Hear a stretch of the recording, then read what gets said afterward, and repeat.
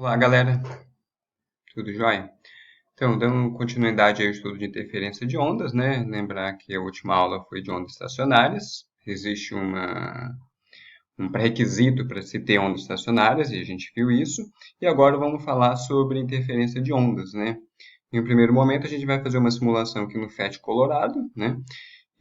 Apesar de estar trabalhando com o som, os resultados para interferência são resultados que servem tanto para ondas mecânicas, a sonora seria um exemplo, né, quanto para ondas eletromagnéticas. E logo depois a gente vai fazer uma esquematização, né, e uma formulação, inclusive mais matemática, né, sobre o fenômeno que a gente está estudando, que a gente viu aqui na simulação, né. Cabe notar, vale para ondas mecânicas eletromagnéticas, a representação vai ser 2D, mas também pode ser extensível para ondas tridimensionais, né? Então, vale para luz, vale para som e etc.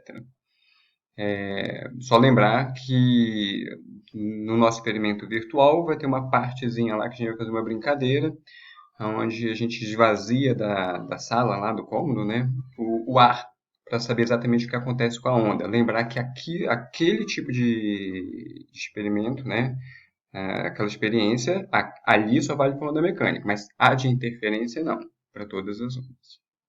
Então vamos lá.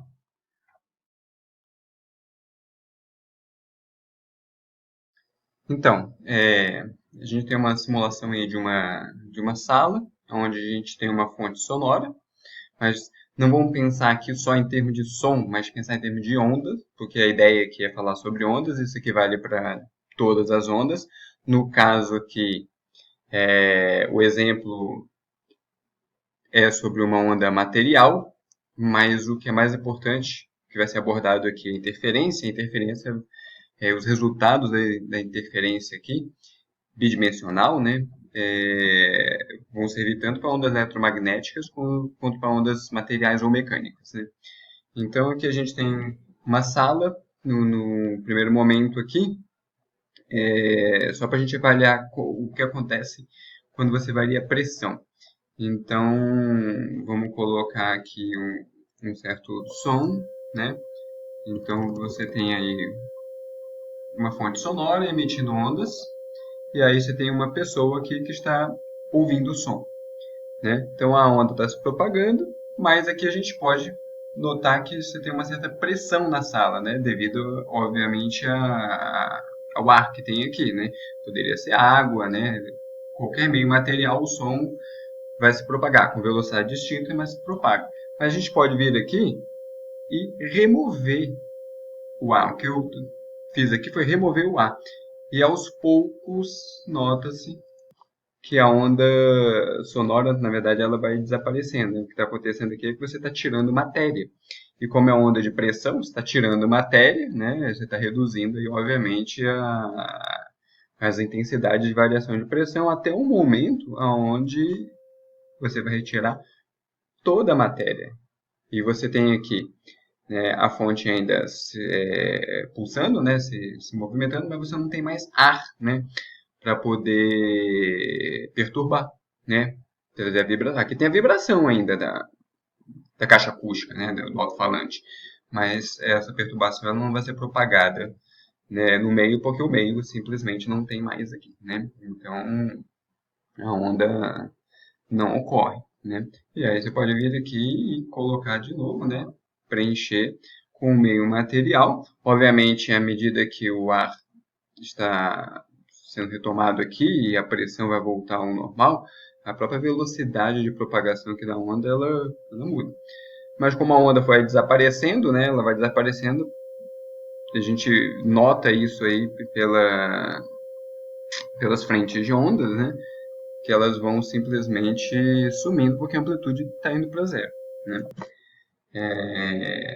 Aqui tem uma outra situação, e é onde você tem aqui aqui vou colocar para quem está ouvindo, e aqui é a fonte, né? Quem está ouvindo, obviamente, é aqui o observador.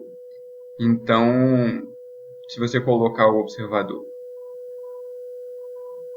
um pouco mais próximo, ele vai ouvir uma intensidade, né, um volume maior. Isso aqui não é altura, né?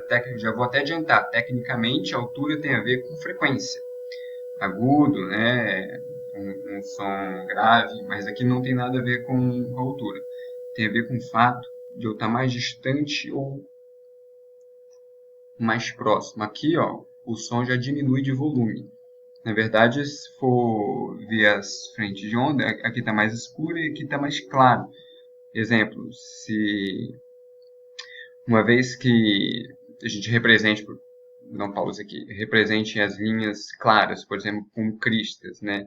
E as linhas escuras como vale, as linhas claras e escuras elas vão desaparecendo aqui. Na verdade, isso aqui é uma forma de representar que a amplitude está diminuindo, né? Mas está diminuindo por quê? Porque a onda está se espalhando, né? Está se propagando no espaço e a energia por unidade de área, né? Essa situação aqui, que na verdade é uma situação tridimensional, a energia por unidade de área vai diminuindo, né? E faz com que a amplitude da onda diminua. A gente vai ver isso no capítulo de acústica mais detalhadamente, né?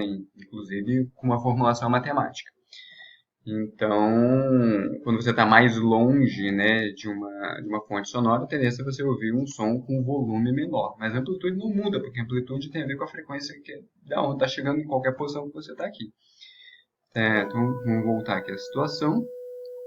Se eu vier aqui mudar a frequência, não é imediato, mas depois de um certo tempo, porque a onda tem uma velocidade de propagação, tem que chegar a alteração, né, da fonte no ouvido. Você vai ver agora um som mais agudo, né? Ao contrário, se eu diminuir aqui a frequência, como o meio não trocou, a velocidade é sempre o meio, diminuir a frequência, aumentar o comprimento de onda, é o que a gente vê aí nos desenhos, né? A forma da onda está sendo alterada. O comprimento de onda aí está aumentado quando a gente diminui a frequência. E aí a gente tem um som mais grave. Ó, som mais grave.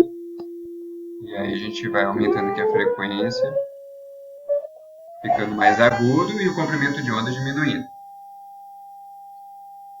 Basicamente é isso. Né? Qual seria o efeito de aumentar a amplitude? A amplitude tem a ver com a energia da onda, então vai diminuir ou aumentar o quê?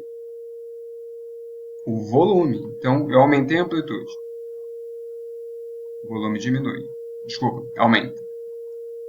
Eu vou diminuir a amplitude. O volume diminui.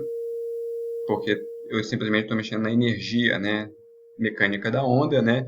Então ela vai vibrar, obviamente, né, os nossos órgãos sensitivos, né, de uma forma menos energética. A tendência é diminuir o volume, ok?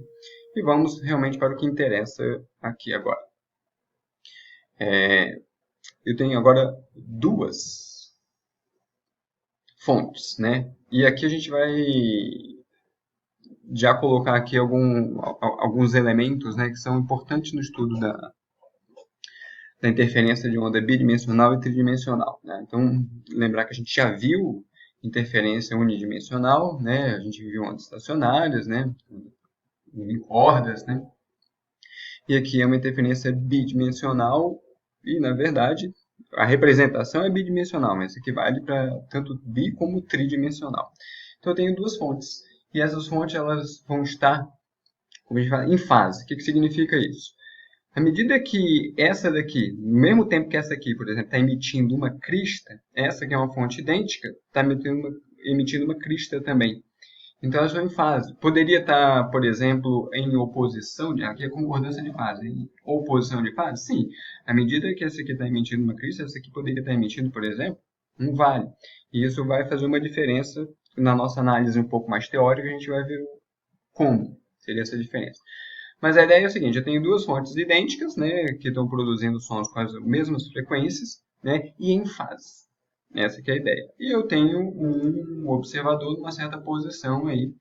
E o que está acontecendo com ele? Está ouvindo o som.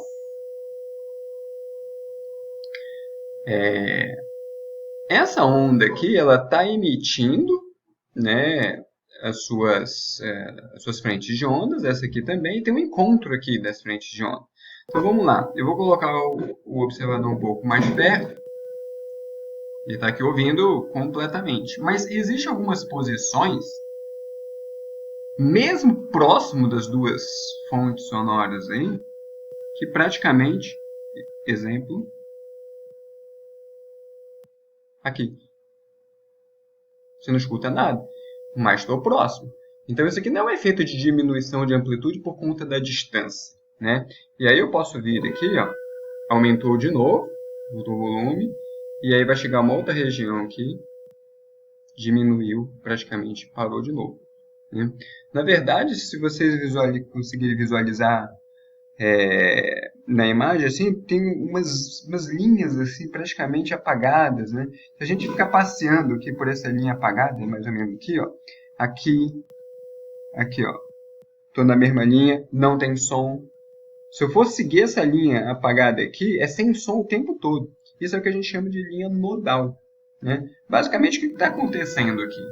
É fenômeno de interferência, né? Bidimensional. A ideia aqui é o seguinte: vamos lá, a gente tem alguns encontros aqui das frentes de ondas, né? Então vamos pensar em algumas posições aqui. Então imagine que aqui eu tenho uma crista, né?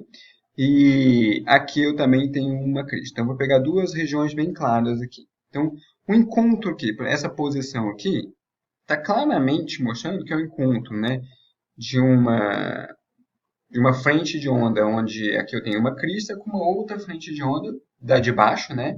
Que tem uma crista também. Então, aqui, ó, crista, crista. As ondas vão se propagar, uma hora essa crista vai simplesmente interferir com essa outra crista aqui. Então, essa região aqui seria um encontro de crista com crista. E a gente já viu isso, né? Crista com crista é uma interferência que a gente chama construtiva, né? Com reforço positivo, né? Isso significa que eu tenho um aumento de amplitude, né? Mas eu também poderia ter um encontro de uma crista com uma região aqui que é um vale, por exemplo, aqui. Então, imagine, aqui tem uma crista e essa regiãozinha aqui, ó, encontra uma frente de onda que é um vale. Então, quando tiver uma crista com um vale, basicamente, a gente tem uma interferência que a gente chama de destrutiva, porque é uma amplitude, né, que está voltada para cima, outra que voltada para baixo, elas tendem a se cancelar. Então, aí simplesmente tem uma interferência destrutiva, né? Então, encontro de crista com crista, vale com vale, né, são interferências construtivas, totais, né? Uma a gente chama de reforço positivo, outra reforço negativo, mas são construtivos. Agora, quando a gente tem crista com um vale, né, você tem uma interferência destrutiva. Mas não é só necessariamente uma crista total com um vale total, né? Toda vez que a gente vê amplitudes, né, eu lembro que a gente já falou isso numa aula passada aí, né, utilizando inclusive o FET.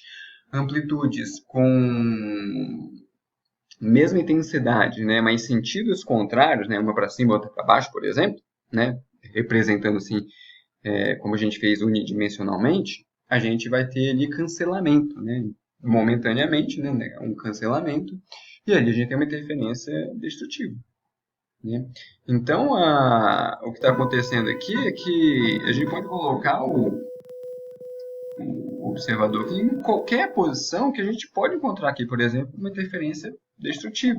Então, e essa posição aqui, ela depende da distância que eu tenho da primeira fonte e da segunda fonte. E a gente vai ver isso um pouco mais detalhadamente, né? Qual é a relação que eu tenho dessa distância aqui com essa distância aqui para que essa posição aqui seja uma posição de interferência destrutiva? A gente vai ver que tem a ver com o fato de ser ou não múltiplos de comprimento de onda, né? A diferença de distância, né? E outra coisa, tem também a ver com o fato dessas fontes estarem ou não em fase, né? Se por acaso elas estiverem em oposição de fase, tudo pode mudar, tudo pode se inverter. E também vai depender do comprimento de onda. Então, eu posso ter uma interferência destrutiva para um comprimento de onda e uma interferência... Aqui, ó. A gente já mudou aqui a frequência. Mudando a frequência, eu mudei o comprimento de onda. E aonde era uma interferência destrutiva, deixou de ser. Então, esses detalhes, né, a gente vai ver numa análise um pouco mais esquemática e abstrata, né? A última coisa que eu queria falar aqui é que, vamos lá, vou colocar aqui uma interferência destrutiva. E aí agora uma interferência construtiva. Lembrar que quando a onda passa por esse ponto aqui, a onda é progressiva, né? E essa onda aqui também é progressiva, aqui não tem onda estacionária. Significa o quê? Que à medida que a onda vai passando por esse ponto aqui, ora vai estar da primeira onda, por exemplo, uma crista, mas ora vai estar um vale também. E da segunda também, né? E lembrar, os pontos de interferência construtiva não necessariamente significam encontro de amplitude máxima com amplitude máxima, por exemplo. Mas é o encontro, porque a onda, como é progressiva, ela vai diminuindo a intensidade ali, né, a sua amplitude. Mas à medida que a amplitude, se esse ponto aqui é um ponto de interferência, por exemplo, construtiva, à medida que vai diminuindo a amplitude aqui, eu vou somando as amplitudes sempre no mesmo sentido, né? Tanto como reforço positivo ou negativo, né? Tanto é que numa região de interferência construtiva, eu posso ter até um momento ali onde diminui muito a amplitude da resultante, porque eu posso estar somando zero com zero. Mas isso não significa que as amplitudes estão com sentidos contrários. Agora, na região de interferência destrutiva, sempre as amplitudes vão estar em sentido contrário. Como a onda é progressiva, ela está passando por esse ponto e a dessa ponte também está passando por esse ponto aqui, vai estar tendo variação do valor da amplitude, né? Mas sempre uma vai estar num sentido, outra vai estar no outro sentido, com intensidades contrárias. Desculpa, com sentidos contrários, mas com a mesma intensidade, de forma a ter um cancelamento. Então, ele sempre vai ser destruição, né? Uma interferência destrutiva. Não importa o valor da amplitude, ela vai estar sempre sendo cancelada. Então, essa é a ideia, e vamos passar aí para uma parte um pouco mais matemática agora. Ok? É isso. Bom, visto aí a experiência virtual no FET, né? Vamos agora fazer algumas análises, né? Então, aí a gente tem uma foto, né, de uma interferência, aí no caso seria ondas produzidas, né, em fase, né, numa superfície da água, né, um lago, por exemplo. A gente pode pensar aqui que as frentes de ondas claras aqui seriam as cristas, né, e entre uma crista e outra, né, metade do caminho aqui a gente teria um vale. Então, basicamente, a gente vai ter alguns encontros, né, que seria crista com crista, basicamente essa região aqui seria crista com vale e aqui vale com vale, né. Vale com vale seria uma interferência construtiva com reforço negativo, então a água estaria abaixo do nível, né. Na interferência construtiva com reforço positivo, a água estaria acima do nível, né. O princípio da superposição, crista com crista se soma, né. E na região que a gente tem crista com vale, basicamente você tem a destruição, né, momentânea ali, então você tem aquela região ali na superfície ali do próprio líquido, nem acima nem abaixo, né? Então, vamos lá. Então, agora a gente tem aí um esquema um pouco mais detalhado, né, desses encontros, né? E aqui a gente tem representado tanto a crista quanto os vales, né? Então, eu tenho duas fontes aqui, que são chamadas fontes coerentes ou fontes em fase, né? Significa que quando uma está produzindo, por exemplo, uma crista, a outra também está no mesmo instante, com a mesma frequência, são fontes idênticas, né? E essa linha fechada, né, tanto a verde aqui quanto essa preta aqui, seriam cristas, e as tracejadas seriam vários, né? Então, a gente tem vários encontros, né? Exemplo, aqui é crista com crista. Então, interferência construtiva com reforço positivo. Aqui, crista com vale, destrutiva, né? Aqui, crista com crista de novo. Aqui, vale com vale e vale com vale, interferência construtiva com reforço negativo, né? Então, as bolinhas fechadas seriam as interferências construtivas, né? E essa bolinha aberta, né, que não tem cor nenhuma, seria a destrutiva. É interessante a gente notar aqui essas linhas, né? Aqui a gente tem uma linha chamada a linha ventral central, né, que ela pode ser até simbolizada como V0.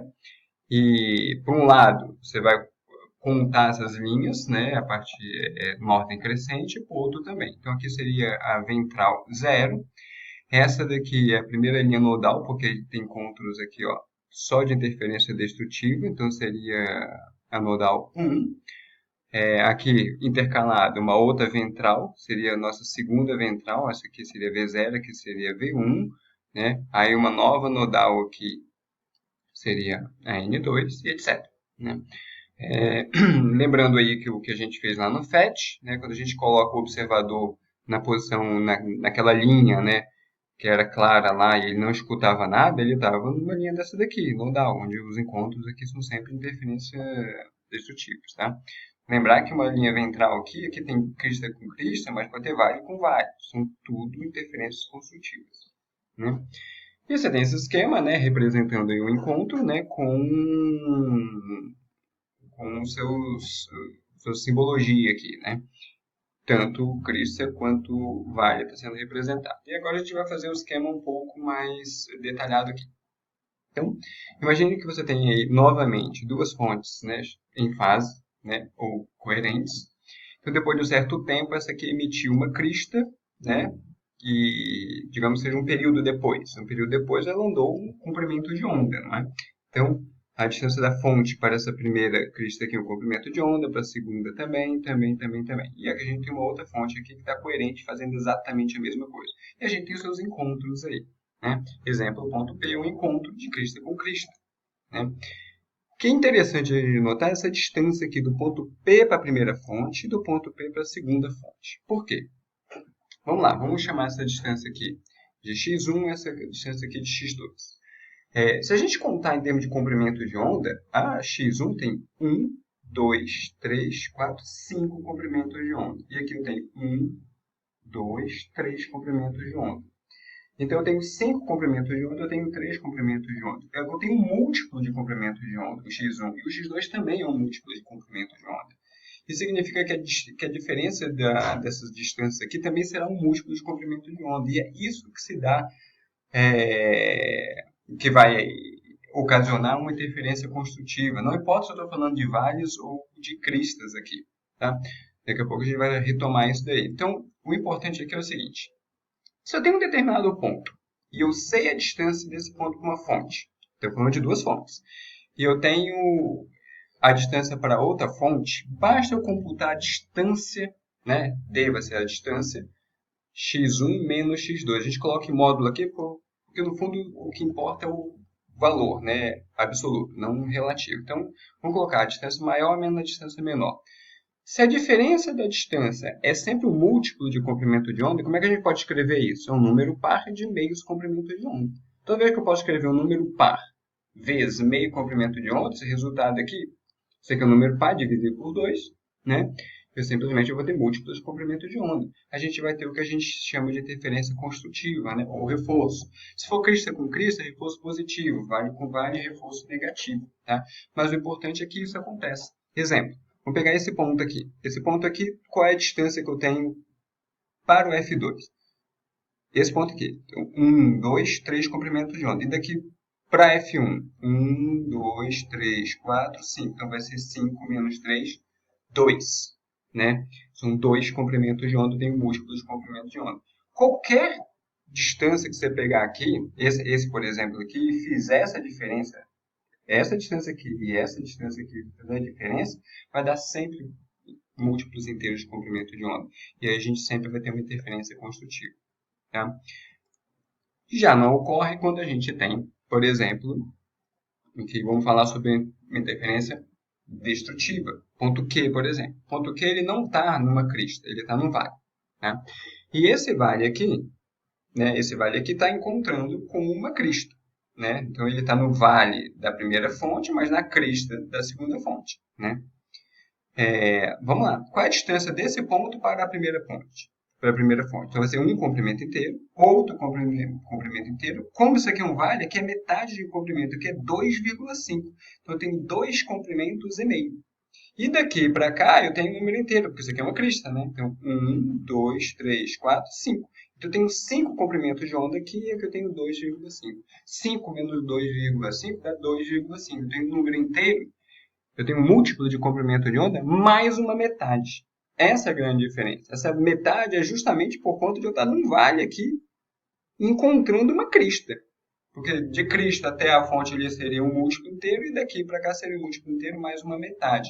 Então, nesse caso aqui, a gente tem um pouco diferente. Quando a gente pega essa distância aqui e essa distância aqui e faz a diferença em módulo, não importa o sinal aqui, sempre do maior menos o menor, agora eu não vou ter mais um múltiplo inteiro de comprimento de onda. Então, como é que a gente escreve isso? É um número ímpar de meio comprimento de onda, né? No caso, 5 dividido por 2, 2,5, né? Que é o que a gente tem aqui, né? O i seria 5. 5 lambda sobre 2 seria um múltiplo inteiro mais meio comprimento de onda. E aí a gente tem uma interferência destrutiva. Então, para a gente identificar determinados pontos, né, de encontro, esse ponto aqui, basta fazer a diferença dos caminhos aqui, das distâncias das fontes. E saber se essa diferença dá um múltiplo inteiro de comprimento de onda, ou um número par vezes lambda sobre 2, ou um número ímpar vezes lambda sobre 2, desde que as fontes estejam em fase, ou elas sejam coerentes. Tá? Outra coisa, obviamente, essa distância aqui vai depender do lambda também. Então, o lambda entra na jogada aqui nos cálculos. Né? Essa que é a ideia. Se a gente colocar aqui mais uma linha aqui tracejada, aqui, ó, mais um vale, vamos pegar, por exemplo, esse ponto aqui. Esse ponto é o encontro do quê? De vale com vale. Né? E vale com vale a gente sabe que é uma interferência destrutiva. Ah, mas se eu tenho um vale aqui, eu vou ter múltiplos e mais meios. Sim, a gente vai ter múltiplos mais meios para a primeira fonte, mas vai ter múltiplos mais um meio também para a segunda fonte. De tal forma que a diferença da distância aqui passa a ser ainda um múltiplo. Né? Exemplo, esse ponto aqui está distante quanto da F1? 1 comprimento, 2,5. E esse ponto aqui para F2 vai ser 1, 2, 3, 4 e meio. Então, se eu tinha 2,5 menos 4,5, né? 2. 2, né, lambdas. Significa que eu tenho um múltiplo de comprimento de onda. Então, não importa se o encontro aqui é de crista com crista ou vale com vale. Quando eu faço a diferença, né, desse ponto aqui, por exemplo, para a primeira fonte, para a segunda fonte, e eu noto que a diferença, né, desses caminhos aqui em termos de comprimento de onda, né, são múltiplos inteiros de comprimento de onda, ou seja, um número par de meios de comprimento de onda, ali a interferência é construtiva, ponto final. Né? Então, vale com vale vai dar construtiva, crista com crista vai dar construtiva, essa aqui seria o reforço negativo, essa aqui é o reforço positivo, e nesse caso aqui, que seria crista com vale, seria destrutivo, igual esse caso aqui. Se eu pegar esse caso aqui, se eu pegar esse caso aqui, se eu fizer esse caminho aqui, vai dar 1, 2, 3, 4,5, mas daqui para cá eu tenho 1, 2, 3, 4, tenho 5, então 5 menos 4,5 já dá meio comprimento de onda, né? Então é um número ímpar vezes meio comprimento de onda, interferência destrutiva. Essa aqui é a ideia. Né? Então, basicamente a gente já sabe como saber, né, tendo alguns dados agora numéricos, né, se em um determinado ponto, em relação a duas fontes, né, duas fontes de onda, aí não importa se ela é sonora, que poderia ser uma onda eletromagnética sem problema algum, desde que eu conhecesse o comprimento de onda, tá? E elas estivessem em fase, incoerente, a gente sabe dizer se a interferência vai ser construtiva ou não. Né? E o que acontece agora quando a interferência, né, de duas dimensões, e também vale para três dimensões, né, as fontes estão em oposição de fase, não são mais coerentes. Ou seja, quando uma está produzindo uma crista, a outra está produzindo um vale. O que vai acontecer é que a gente vai trocar ali, né, o que é crista por vale. Né? E quando você troca, o que era interferência construtiva, que era crista com crista, passa a ser crista com vale, passa a ser destrutivo. E, obviamente, as coisas se invertem. Tá? Então, não tem muito o que fazer aqui, né? É só inverter os resultados, né?